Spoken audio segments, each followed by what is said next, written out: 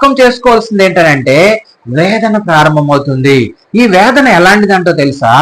ఇంతవరకు ఎప్పుడూ జరగలేదు, ఇంక మీదట జరగదు. ఇప్పుడు భయంకరమైన శ్రమల కాలం అంటే ఇది. హల్లెలూయా. అది రాకడకు ముందు ఎలాగుంటది? భయంకరమైన శ్రమల కాలం. ఇంతకు ముందు ఎప్పుడూ జరగలేదంటే ఇంకెప్పుడు జరగబోదంట. అలాంటి పరిస్థితులు వస్తాయంట. ఎప్పుడు? ఆయన రాకడకు ముందు. ఇవన్నీ ఏమై ఉన్నాయి? సూచనలుగా ఉన్నాయి. అయితే మీరు ఏం చేయాలి? జాగ్రత్తగా ముందుకు వెళ్ళాలి. దేనికి? ఇప్పుడు వేదన కాలం వచ్చిందనంటే, శ్రమ వచ్చిందంటే ఆటోమేటిక్ ఏమైపోతాము? దేవునికి దూరం అయిపోతాము, ఈ లోకానికి దగ్గర అయిపోతాం అని చెప్పి, ఈ లోక ఆశలకు మళ్ళీ పడిపోతాం అని చెప్పి వేదనలు స్టార్ట్ అయినప్పుడు మనం ఏం చేయాలనంటే అంతము వరకు సహించాలి. ప్రతి ఒక్క దానికి సహించుకోవాలి. శ్రమలు వస్తాయి, వేదనలు వస్తాయి, కరువులు వస్తాయి, భూకంపాలు వస్తాయి, అనేక గొడవలు వస్తాయి, అనేక పరిస్థితులు వస్తాయి మనపైకి, అనేక జనములు వస్తూ ఉంటారు. వీటన్నిటికీ మనం ఏం చేయాలి? సహించుకొని సత్యము వైపు నువ్వు నిలబడితే ఖచ్చితంగా ఏమవుతావు? రక్షింపబడతావు. హల్లెలూయా. చూడండి 8వ 9వ వచనం చదువు. అప్పుడు జనులు మిమ్మును శత్రువుల పాలు చేసి చంపెదరు. అప్పుడు జనులు ఏం చేస్తారు? మిమ్మల్ని ఏం చేస్తారు? శత్రువుల పాలు చేసి చంపుతారు. తర్వాత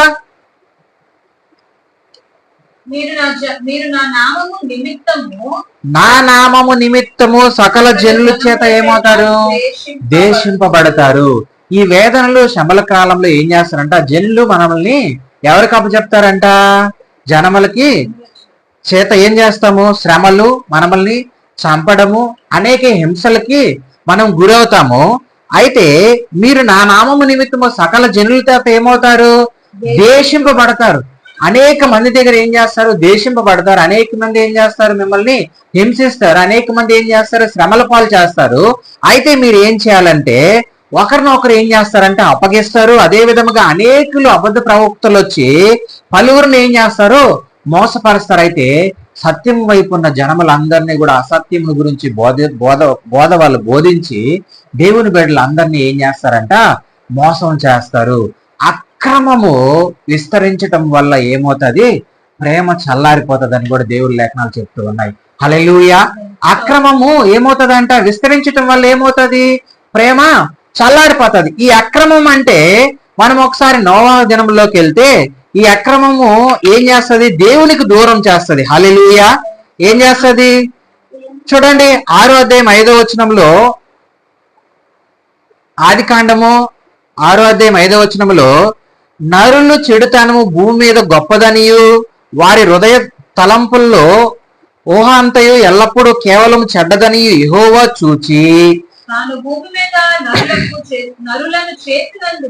చేసినందుకు సంతానం నుండి తన హృదయముల్లో సంతాపము నుండి తమ హృదయముల్లో నొచ్చుకొనెను. దేవుడు తన హృదయంలో ఏమనుకున్నాడంట? నొచ్చుకున్నాడు. ఎందుకంటే ఏం స్టార్ట్ అయింది? అక్రమము స్టార్ట్ అయింది. ఏం స్టార్ట్ అయింది? నరుని హృదయంలో పాపము స్టార్ట్ అయింది. దేవుడికి విరోధమైన ఆలోచనలు స్టార్ట్ అయినాయి. దేవుడికి దూరం అయిపోయినారు. అదే విధముగా వీళ్ళు లోకానికి దగ్గర అయిపోతూ ఉన్నారు. అయ్యో ఎందుక నేను వీళ్ళు సృష్టించిందని చెప్పి దేవుని హృదయంలో ఏమైందంట? నొచ్చుకున్నాడంట. అయితే దేవుడు ఏం చేశాడనంటే ఎప్పుడైతే ప్రేమ చల్లారిపోయిందో, అక్రమం విస్తరించటం వల్ల ప్రేమ చల్లారిందో, అప్పుడు వెంటనే అక్కడున్న పరిస్థితులు ఏమయ్యంట? మనిషి ఏమైనాడంటే దేవునికి దూరం అయిపోతూ ఉన్నాడు, లోకమునకు దగ్గర అవుతూ ఉన్నాడు. అప్పుడు ఏం చేశాడంటే యెహోవా దేవుడు ఏం చేశాడంటే నోవాహును పిలుచుకున్నాడు. ఈ తరమ వారిలో నీ వంటి నీతిమంతుడు ఎవరు లేడని చెప్పి దేవుడు నోవాహును పిలుచుకొని, నేనేం చేస్తానంటే ఈ భూమిని ఏం చేస్తాను? మొత్తం సృష్టి మొత్తాన్ని, భూమిని అంతా నేనేం చేస్తాను? జల ప్రళయముతో మొత్తమును ఏం చేస్తాను? నాశనం చేస్తానని చెప్పి దేవుడు ఎప్పుడైతే చెప్పాడో, అయితే చెప్తాడు నోవాకి నువ్వు ఒక ఓడని తయారు చేయాలని చెప్పినప్పుడు, అప్పుడు దేవుడు చెప్పిన మాట ప్రకారము ఆయన ఏం చేశాడంటే ఆ ఓడను తయారు చేయడం అనేది జరిగింది. చూడండి ఇక్కడ, యెహోవా ఈ తరము వారిలో నీవే నా ఎదుట నీతిమంతుడైనట్టు చూస్తున్న గనక నీవును నీ ఇంటి వారు ఏం చేయాలి? ఓడలో ప్రవేశించుడి అని అన్నాడు. హల్లెలూయా. అయితే చూడండి యెహోవా దృష్టి యందు నోవాహు ఏం కలిగి ఉన్నాడంట? కృపను పొంది ఉన్నాడంట. హల్లెలూయా.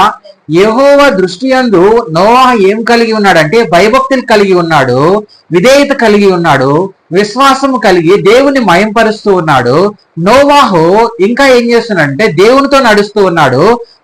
జనులందరూ కూడా లోకంలోను దుష్టత్వంలోను దుర్నీతితో నిండి ఉండి పాపంతో నిండి ఉండి లోకంలో ఉన్నప్పుడు, లోక ఆశల్లో ఉన్నప్పుడు నోవాహు మాత్రము దేవుని సత్యమైన మార్గంలో నడుస్తూ ఉన్నాడు. అయితే నోవాహు ఇంకా ఏం చేస్తున్నాడంటే ఆ ఓడను తయారు చేస్తూ దేవుని నీతిని ప్రకటిస్తూ ఉన్నాడు. హల్లెలూయా. ఎంత గొప్ప విషయం అంటే అందరూ జనులు తినుతూ తాగుచూ అనేక కార్యక్రమాల్లో వాళ్ళు ఉంటూ దేవునికి దూరంగా ఉన్నప్పుడు నోవాహు మాత్రము ఆయన చెప్పిన మాట ప్రకారము దేవుని చిత్తమును జరిగిస్తూ దేవుని చిత్తమును నెరవేరుస్తూ దేవుడు చెప్పిన ప్రతిదాన్ని చేస్తూ ముందుకు వెళ్తూ ఏం చేస్తున్నాడంటే మళ్ళీ ఆయన నీతిని కూడా ప్రకటిస్తూ ఉన్నాడు. హల్లెలూయా.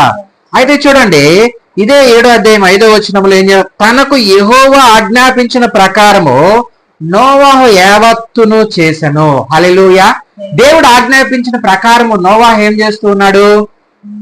అన్ని చేస్తూ ఉన్నాడు. ఏం చెప్పాడు? నోవాహు నువ్వేం చేయాలి? ఓడను తయారు చేయమన్నాడు. తయారు చేస్తూ ఉన్నాడా లేదా? అదే విధముగా ఏం చేస్తున్నాడు? మధ్యలో ఖాళీ టైంలో అంతా వెళ్ళి దేవుని నీతిని ప్రకటిస్తూ ఉన్నాడు.